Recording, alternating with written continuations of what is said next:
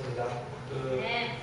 강의가 매주 이제 통일을 주제로 해서 기본적으로는 이제 통일 기도이기 때문에 통일에 대한 테마를 중심으로 해서 이제 매주 북한 선교와 그리고 첫째 주에는 이제 탈북자에 대한 이제 심리학적인 접근을 했고요.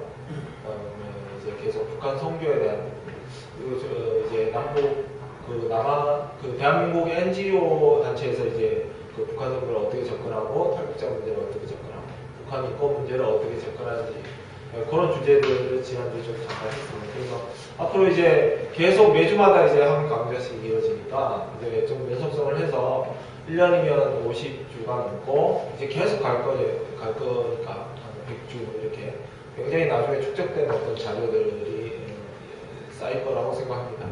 그래서 사실 뭐 기도에 제가 카톡도 보내고 이러는데 이제 가끔 보면 그 어떤 통일에 대해서 어찌 보면 개인적인 어떤 정치적 성향을 가지고 이제 기독교인을 불문하고 그런 의견들을 많이 비치는 걸 보고 초반부에는 어떤 신학적인 그리고 성경적인 이해를 위한 그런 이제 강좌를 해야겠다 그렇게 생각해서 오늘도 이제 교화를 나눠드린 대로 우리가 통일을 하기 위해서 어떤 신학적 근거가 있고 성경적 근거가 있는지 거기에 대해서 오늘 주제로 강의하려고 합니다. 통일에 대해서 이제 성경적 근거를 찾는 거는요, 성사학자, 성경학자, 성경신학자들뿐만 아니라 조직신학자나 아니면 기독교 윤리학자들 이쪽에서 이제 기독교 내에서 기독교 통일학회라고 이제 백석대학교 주동 교수님이 이제 학장으로 계신데 학회장으로 돼요. 거기서 이제 많은 어떤 논문 자료나 연구 자료들이 나오고 있습니다. 그래서 이제 기독교 학계에서도 본격적으로 그걸 이제 학회 차원에서 굉장히 이제 연구를 가지고 진행하려고 하고 있고요. 예, 지금 흐름이 그렇다는 거고, 저도 이제 아무래도 이제 통일 노스코리아 문제에 대해서 해외에서 처음에 이제 영국에서 오퍼를 받으려고 이제 내니까 그쪽에 이제 노스코리아 문제에 대해서 굉장히 관심을 보이는 그 교수님들이 많아서 되게 그쪽에서는 자기네들이 못 쓰는 주제고 그러면서도 노스코리아 문제는 국제사회에서 굉장히 큰 주제이기 때문에 그런 주제에 대해서 나와 함께 연구하자 그래서 이제 오퍼를 받았던 경험이 있는데 이제 그런 연구 주제를 가지고 제가 참고문헌을 많이 읽으면서 이제 그런 어떤 연구 자료 중심으로 해서 이제 강의를 준비했습니다. 그 성경에서 보면요, 어떤 통일을 위해서 어떻게 할 것인가 여러 가지 방법도 있는데 중요 테마는 역시 이제 평화통일. 예, 우리 무력통일을 주장하고 지향하는 게 아니잖아요. 예전에 십자군 원정 나가듯이 십자군 전쟁처럼 전국전쟁하는 방식으로 통일을 하는 게 아니라 철저하게 이제 우리는 평화를 추구하고 평화통일의 방식으로 해야 된다라는 그 어떤 그 공통 분모는 우리 정서 안에 다 있는 것 같아요. 성경 안에서 보면은 이 어떤 주제어들 찾아보면 화해 내지는 일치, 용서, 사랑 그리고 어떤 섬김, 평화, 이렇게 정의, 이런 부분들이 우리가 통일과 관련해서 어떤 주제어로 찾을 수 있습니다. 되게 이제 성경은 우리가 이제 인류 역사가 범죄와 그 어떤 분열의 역사라는 사실과 함께 이제 하나님의 역사가 그 용서와 화해를 통해서 그 통일의 역사를 이스라엘을 통해서 보여줬다는 걸 보여줍니다. 이제 구약에 보면 야곱과 이제 요셉의 얘기가 대표적으로 나오는데 그 야곱이 형 에서에게 이제 죄를 범하고 형을 피해서 그 하란으로 도망쳤잖아요. 그래서 하나님은 또 베델을 만나서 그에게 이제 복을 주셨고 그게 창세기 28장에 나옵니다. 그 후에 다시 이제 에서를 만나가지고 그 화해를 이루셨습니다. 그때 이제 그리고 그 요셉은 그 야곱의 그 이제 아들, 그러니까 자기 형제죠. 시기를 받아서 애굽으로 가는 상인들에게 팔렸고 그로 인해서 이제 부자 간에 내지는 형제 간에 이제 헤어짐이 벌어졌지만 하나님께서 요셉을 축복하시고 나중에는 이제 요셉이 형들을 만나서 그들의 잘못을 용서하고 화해하고 하는 일들이 일어납니다. 이후에 이제 그 이스라엘의 범죄로 인해서 그 남북이 분열됐잖아요. 남유다, 북이스라엘로. 그리고 결국에는 남북이 당시의 어떤 강대국이었던 바벨론의 그 포로로 잡혀가는 그런 비극을 겪게 됩니다. 그 이후에 이제 하나님께서는 그들을 고국으로 다시 돌아오게 하시고 다시 남북이 하나가 되게 하는 역사를 행하십니다. 그래서 여기서 볼 수 있는 것들이 그런 어떤 용서를 통해서 화해와 사랑을 실현하고 그런 어떤 용서와 화해와 사랑의 모습들이 그 구약 시대, 구약 성경에서 나오는 것을 보게 됩니다. 그 신약을 보면요, 이스라엘과 사마리아 간의 이제 어떤 화해 사건이나 그 이스라엘과 어떤 이방인 간의 화해 사건을 주목할 필요가 있는데, 예수님은 그 하나님과 등지고 살던, 하나님과 세상을 등지고 살아가던 그런 사마리아 여인을 찾아가서 그녀를 이제 하나님과 회복시키셨을 뿐만 아니라 그의 이웃들과도 화목시키시는 것을 보게 됩니다. 그 후에 이제 빌립과 베드로, 요한도 그 사마리아로 보내서 그들을 하나님 그리고 이웃 이스라엘과 화목시켰죠. 그 성령님은 이제 빌립을 에티오피아 내시에게 보내시고 그래서 이스라엘과 이방인 간에 화해를 시키셨고, 이제 베드로는 가이사라의 고넬료에게 보내시고, 그리고 이제 바울을 이방인들에게 보내셔서 그 이방인들과 이스라엘 사이를 화목시키시는 역사를 이루십니다.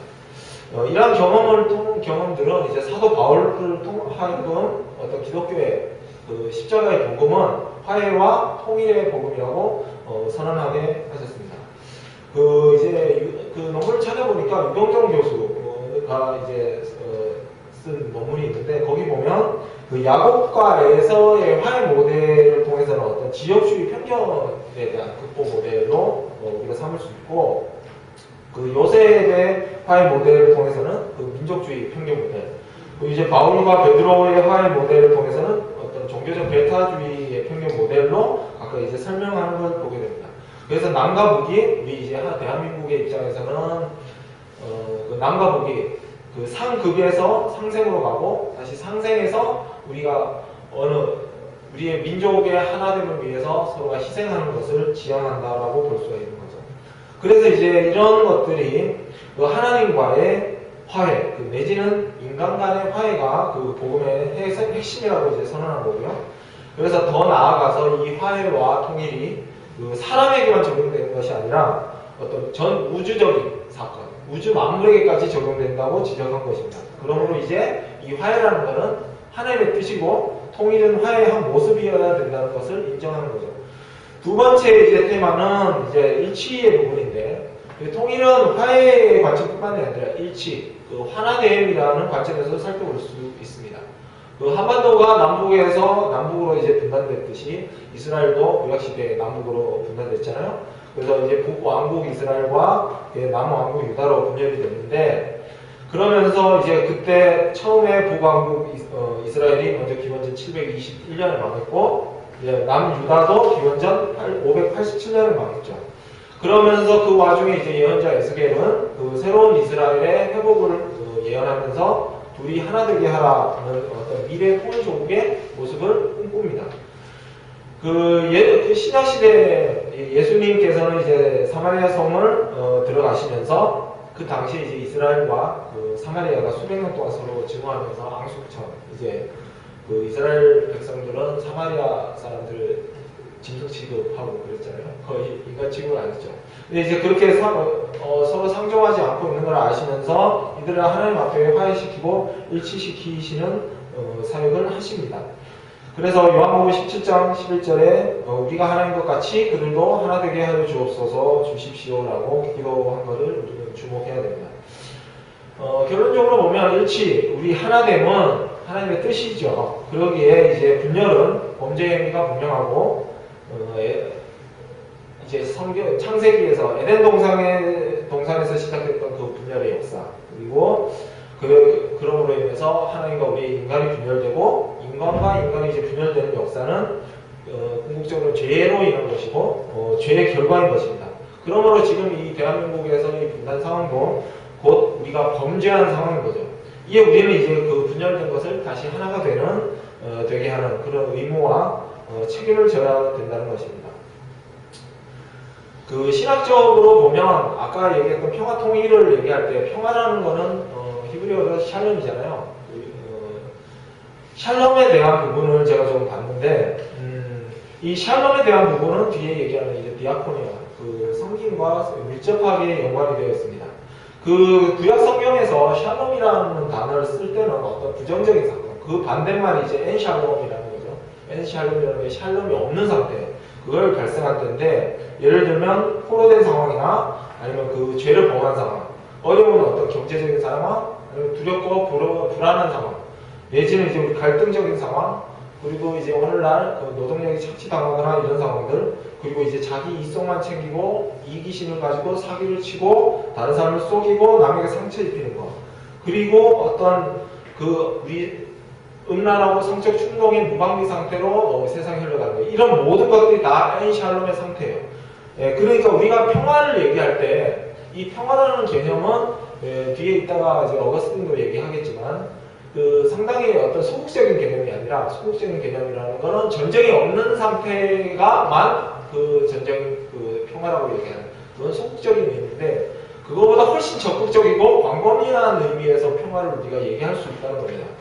그래서 이제 신약 성경에서도 평화라는 거는 그런 엔샬롬의 상황으로부터 극복되는 해방적인 욕구를 말하는데, 예수님께서는 마태복음 10장 34절에서 내가 세상에 평화를 주러 온 줄로 생각하지 마라. 평화가 아니라 칼을 주러 왔다. 이런 말씀을 하셨습니다. 이 말씀이 뭐냐면 곧 예수님의 이 선언 자체는 그 거짓 예언자들의 샬롬에 대한 바로 그 저항에 대한 경고셨죠. 그래서 예수님은 가난한 자, 포로된 자, 눈먼 자, 눌린 자, 고아들과 과부들, 병든 자, 소외된 자의 처지에서 희생과 사랑을 실천하셨던 겁니다. 이게 바로 복음이고 샬롬입니다. 그죠? 그래서 우리는 인간은 결국 그 하나님과 인간, 그리고 인간과 인간 사이에 샬롬을 파괴하고 더불어 살아가야 공동체성을 파멸로 이끄는 이 엔샬롬의 상태를 샬롬의 상태로 돌려야 되는 우리의 사명이 있는 겁니다. 그래서 정리를 하자면 샬롬의 정체성은 현실에서의 정의와 우리의 희생, 이런 것들이 연관되고요. 그리고 우리가 지금 통일기도회에서 주제인 그 통일과 관련해서는 통일은 결국 우리가 이상이 아니고 남의 얘기도 아니고 그런 현실이라는 거고, 동시에 우리가 정의를 통해서만 평화가 이루어지는 것이고, 통일의 성경적인 의미는 곧 십자가를 통해서만 이루어질 수 있다는 겁니다. 통일의 영광을 얻기 위해서는 우리는 필연코 우리의 예수님께서 십자가 고난을 당하셨듯이 우리도 고난과 어떤 희생, 그 과정을 거쳐야 되는 거죠. 두 번째 이제 아까 일치와 화해 그리고 샬롬에 의해서 어떤 섬김에 대한 주제를 발견할 수 있는데요. 디아코니아라는 개념은 이제 하나님이 이제 그 하나님이신 예수님이 우리 인간을 향해서 오신 그런 성육신, 인카네이션 사건을 이해할 때 이해될 수 있는 개념입니다. 그 섬김이라는 건 우리가 봉사나 남을 이렇게 돕고 하는 것보다 훨씬 넓은 의미잖아요. 이제 그래서 하나님의 성육신 사건이라는 거는 그 인간을 사랑하시는 그 하나님의 어떤 디아코니아, 곧 그 하나님의 섬김이라고 말할 수 있는 겁니다.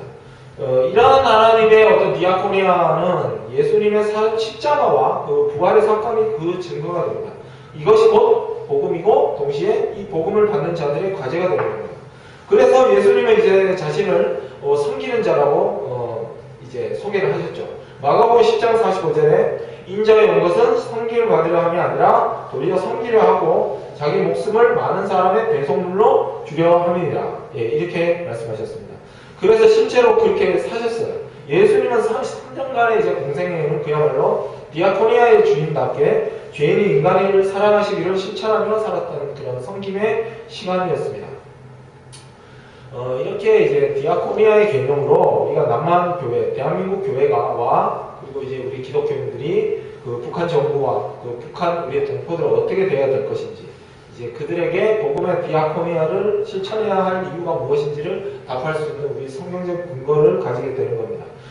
특별히 하나님의 어떤 디아코니아는 우리가 원수까지도 사랑해야 되는, 정치적으로 우리가 어떤 그들 증오하고 미워하고 하는 어떤 형태보다 그런 원수들까지도 사랑해야 되는 그런 어떤 지상 명령으로서 우리가 그들을 다가가야 되는 부분이라 생각을 합니다.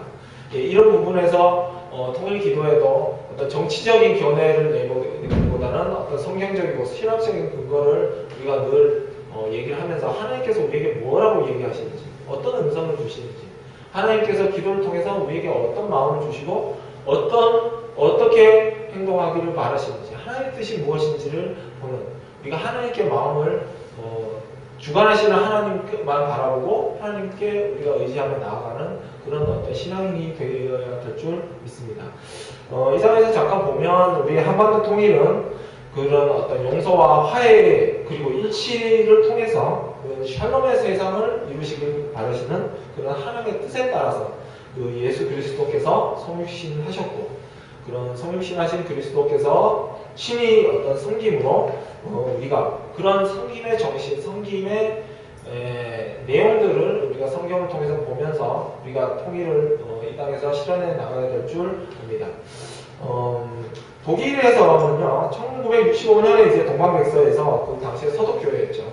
서독과 동독이 분리되어 있는 상태에서 하나님께서는 그리스도를 내세워서 우리를 당신과 화해하게 해주셨고 또 사람들을 당신과 화해시키는 임무를 우리에게 주셨다라는 그 고린도후서 5장 17절 말씀을 출발점으로 해서 그들은 기도하기 시작했습니다.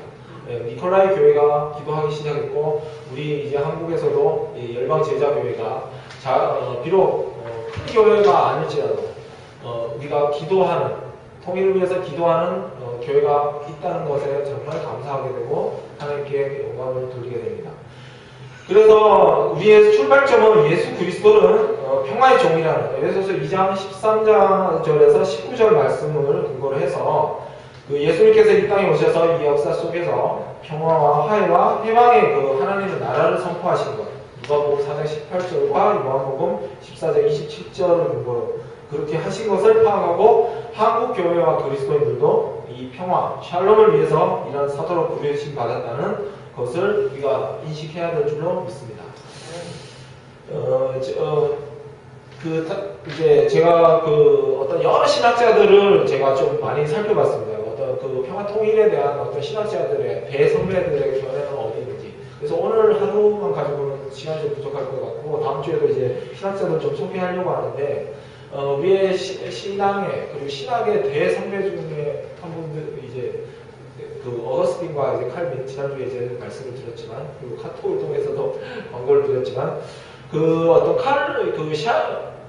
칼빈과 어거스틴은 그 평화에 대해서 어떻게 얘기했는지 제가 잠깐 그 논문을 찾고 이렇게 많이 해봤어요. 아까 얘기했지만 그 어거스틴은 그 평화에 대해서 상당히 좀 소극적인 개념. 그러니까 그 당시에 어거스틴이 태어날 때는 그 로마가 이미 이제 그 쇠락의 길을 겪고 있는 그런 상태였어요. 그래서 이제 로마가 쇠락을 겪다 보니까 그 당시에 그 지역 자체가 굉장히 그 혼란기였고 어거스틴에게 있어서 그 시대적으로는 그 전쟁이 없는 상태가 곧 그에게 이제 평화로 다가왔던 겁니다. 결국 이제 그 당시에 그 어거스틴이 생각했던 그 평화라는 것은 이 지상에서는 평화를 이루기에 한계가 있고 궁극적으로는 천성의 도성, 하늘의 도성에서만 이루어질 수 있는 것이 바로 이제 평화라고 얘기했습니다. 어거스틴은 그 다르게 보면 지상에서는 그 평화를 누릴 수 없는 그런 시대적 배경이 있었던 거죠. 그래서 어거스틴은 그런 어떤 하늘의 평화를 생각하고 궁극적으로 그걸 지향했지만 그렇다고 해서 그 어거스틴이 지상의 평화를 무시했던 건 아닙니다. 하나님과 연합해서 지상의 평화를 이루어가고 궁극적으로 이 땅에서 불완전하지만 이루었던 이 지상의 평화가 하늘의 평화를 미리 맛보는 그것이라고 얘기를 했던 거죠. 네, 그래서 어거스틴도 하나님께 순종하는 것을 전제로 해서 이 세상의 질서에 따라가야 되고 궁극적으로 이 세상에서의 의는 불완전하지만 우리가 그런 어떤 참된 의를 추구하면서 지상의 평화를 누리는 것이 이 땅에서 그런 어떤 평화를 누리는 것의 길이라고 생각을 했습니다. 칼빈은 좀 더 어찌 보면 그런 어떤 내적인 평화, 어거스틴이 좀 더 내적인 평화를 강조했다면 칼빈은 어떤 정부의 역할이라든가 그 당시에 공적 기관 내지는 이 땅에서 지상에서의 제도를 통해서 어떤 평화를 이루어가는 쪽에 관심이 많았어요. 그래서 두 사람 다 칼빈과 어거스틴은 하나님과의 그 화해를 기반으로 삼은 거는 같은데 이제 칼빈의 기독교 강요에서 보면 그런 어떤 내적인 평화를 중심으로 하지만 어떤 외적이고 공공의 평화를 논했습니다. 그래서 세속 정부의 역할을 굉장히 강조했어요. 세속 정부는 이 땅에서 불의가 행해지고 가난한 사람들이 착취당하는 것에 대해서 보호해야 될 의무가 있다고 얘기를 했고 비록 그것이 불완전하고 사악한 모습의 정부라고 할지라도 일정 부분은 그 신의 대리자, 하나님의 대리자라고 하는 부분에서 사실 순종을 강조했던 면들이 있습니다. 예, 그런 어떤 칼빈의 견해가 있었고요. 그래서 그런 칼빈은 그 이제 어거스틴은 아까 이제 천상의 평화만이 그 진정한 평화라고 했고, 그래서 하늘 도성의 평화를 감양했고 했지만, 이제 칼빈은 그 하나님과의 관계 속에서 하나님으로부터 그런 내적인 평화를 기반으로 해서 이 땅의 어떤 권세에서 그 질서를 찾고 조화를 찾으려고 하는 부분들을 많이 했습니다. 사실 칼빈의 기독교 강좌에서 보면 그 사회 복지를 굉장히 많이 강조를 해요. 그래서 이제 칼빈 자신도 프랑스 출신이면서 난민적인 어떤 그런 경험들을 했고, 그래서 상당히 구제에 앞장섰고요. 그 당시에 복지에 굉장히 앞장섰습니다. 이건 궁극적으로 보면 아까 그 샬롬의 상태, 평화가 보다 큰 의미의 평화, 이 땅에 가난한 자를 없애고 보다 소외된 자를 돌보고 이런 부분들, 그런 광범위한 평화를 추구했던 사람이라고 볼 수 있는 거죠. 칼빈 같으면은, 그래서 이제 좀 정리하자면, 그 어거스틴과 칼빈을 통해서 우리는 어떤 것을 도전받을 수 있냐면, 그 이제 당시에 그 어거스틴이 354년에서 430년 동안 살아가면서, 그 당시는 이제 로마 제국에서 보다 그 서방 기독교 세계로 넘어가는 그런 어떤 과정이었잖아요. 그런 쪽에서 그 신학적으로 결정적인 공헌을 했던 게 어거스틴인데, 어거스틴은 했던 말이 있습니다. 평화로운 평화를 지키는 것이 가장 유익하다라고 했어요. 근데 이 말은 아까 처음에 언급했듯이 우리가 십자군적이고 그런 성전의 개념, 그 홀리워의 개념으로 어떤 전쟁을 통해서 평화를 이루어야 된다, 이런 시각들이 만약에 기독교 안에 있다면 거기에 대해서 어떤 성경적인 근거를 가지고 얘기를 하는지에 대해서 우리가 반박하고 우리가 분명하게 성경적인 근거를 제시할 수 있어야 될 것입니다. 성경은 결코 어떤 우리가 십자군적으로 정복하고 북한을 점령하고 이런 개념이 아니라 철저하게 남북한이 화해하고 대화를 통해서 평화 통일을 지향하는 것이지, 전쟁을 통해서 만약 전쟁에서 그 책임은 누가 지겠다는 건지, 그런 면에서 우리가 분명한 것은 평화 통일을 지향점으로 삼아야 된다는 거죠. 그래서 이런 어거스틴의 같은 그 신학자의 말은 어떤 우리에게 도전을 주고 우리가 깊이 새겨야 될 말이라고 생각합니다. 칼빈은 이런 말을 했어요. 내 민족 망각은 하나님에 대한 책임에도 벗어난다고 했습니다. 그는 이제 구체적으로 많이 그 활동을 했죠. 제네바에서도 많이 활동하고 했지만 그의 조국은 프랑스였습니다. 그가 이제 칼빈이 1561년에 펴낸 다니엘서 주석에서 그리스도의 나라가 프랑스에 올바르게 건설되기를 갈망하는, 곧 하나님을 경배하는 경건한 자들에게 헌정하고 있습니다. 이 말은 칼빈은 곧 프랑스를 떠나 있었지만 자신의 민족을 망각한 적이 없다는 얘기예요. 칼빈은 이렇게 얘기했습니다. 내 민족을 망각하거나 국민의 복리를 도외시하는 것은 하나님에 대한 책임에도 어긋난다라고 말했습니다. 이거는 다르게 보면 지금 우리가 알고 있듯이 견디기 힘든 그 북한 동포들의 그 경제적인 어려움을 생각할 때 그런 어떤 통일은 그 정략적이고 정치적인 정책의 문제이기 이전에 인간 존엄성의 문제이자 그 어떤 사람의 문제로 우리가 접근해야 된다는 거죠. 그런 면에서 우리가 대한민국보다 적극적이고 전향적인 자세로 남북 문제 그리고 평화 통일을 지향해야 된다고 생각하고, 마찬가지로 한국교회도 그래야 될 줄 믿습니다. 마지막으로 칼빈은 그 이웃 사랑은 구원을 위한 하나의 원인, 우리가 구원받기 위해서 이웃 사랑을 하는 것이 아니라 우리가 중생의 어떤 확실한 증거이자 성령의 특별한 열매가 된다라고 주장을 했어요. 그래서 자신의 이기심을 포기하고 타인을 유익하게 할 때 비로소 우리 자아의 중생이 증명된다라고 하는 거죠. 이것을 이 칼빈의 견해를 통일 문제에 적용하자면 그리스도인들이 북한의 형제 자매들을 사랑하고 우리가 통일을 위해서 기도하고 활동하는 것은 구원의 어떤 전제 조건은 아니지만, 우리가 남북한 평화 통일을 지향하면서 우리 스스로의 이기심을 버리고 남북과 남한과 북한이 서로 화해하는 가운데 남한 동포들을 사랑하면서 그들의 유익을 위해서 우리가 할 수 있는 것이 무엇인가, 그들의 필요가 무엇인가를 위해서 우리가 북한 사업을 지향하는 것, 이런 것들이 우리의 중생을 증명하는 것이라는 것을 보게 됩니다. 그래서 이상으로 오늘 성경적인 근거와 신학적인 이해, 그리고 칼빈과 어거스틴의 견해를 통해서 좀 짧지만 이렇게 잠깐 소개를 해봤는데요. 다음 주에도 이제 현대 신학자들의 어떤 그 신학적인 이해를 통해서 어떻게 우리가 평화 통일을 지향하고 통일을 어떤 방식으로 또 어떤 신학적인 근거를 가지고 접근하며 성경에 뭘 말하고 있는지에 대해서 좀 더 심층적이고 구체적으로 또 진행하는 다음 시간이 되겠습니다. 이상입니다. 감사합니다.